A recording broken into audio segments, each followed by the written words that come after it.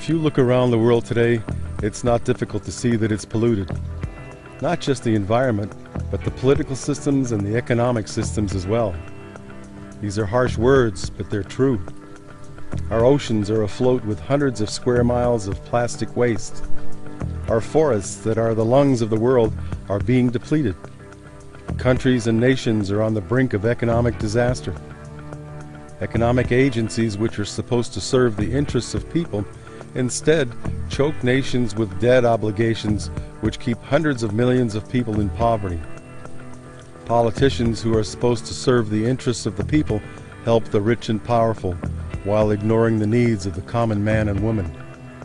How will these problems be solved? No government, no army, no corporation or group of powerful men can really change these conditions. So the question is, who can change these conditions?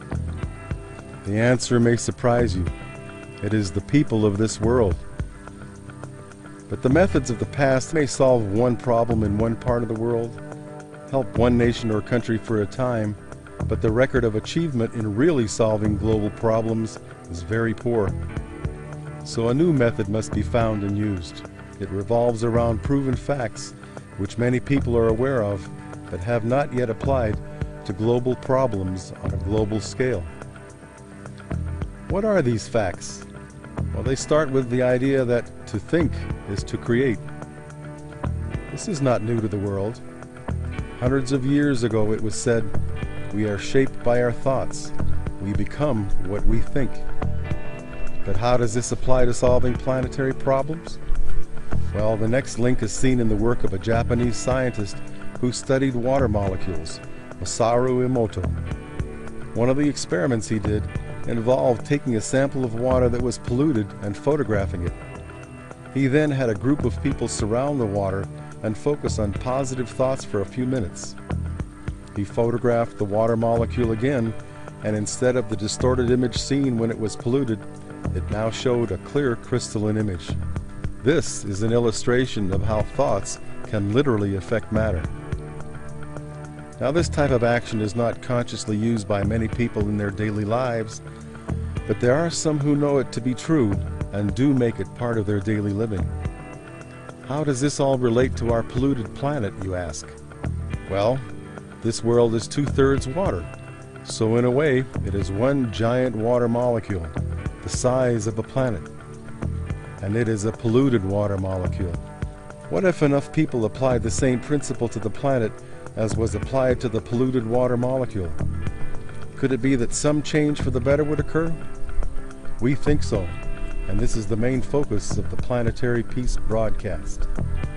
We plan to have a 24-hour broadcast on December 21st of this year, and in the last 10 minutes of the broadcast, ask every viewer and listener to focus on positive thoughts about our planet, its inhabitants, and the creator of this and every other world.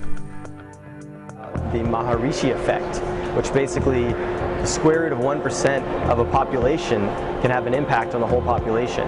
And so we determined that was about 133 people for Austin. Well, you say creating and broadcasting a 24-hour program is one thing, but how do you know that the desired effect of reducing the pollution on this planet will occur?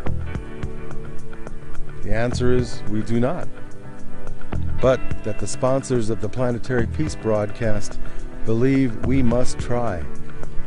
For if we don't, the chances of this world surviving without major environmental, political, and economic disasters is very slim. And from another perspective, if the inhabitants of this world come together for a few minutes and focus on positive and loving thoughts, how would that harm anyone? I think you understand what we're trying to say. Now it's time for you to decide whether you believe in what we are trying to create or not.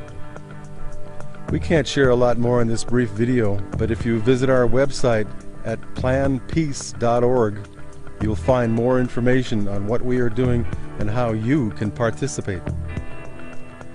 We invite you to be a participant in uniting humanity for a brief time to begin the process of ending the pollution on this planet, the environmental, the economic, and political pollution we live with.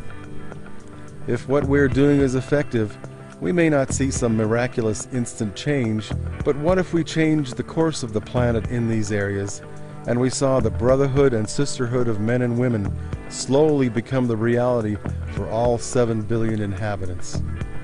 That would be a miracle. A miracle we can co-create through the Planetary Peace broadcast.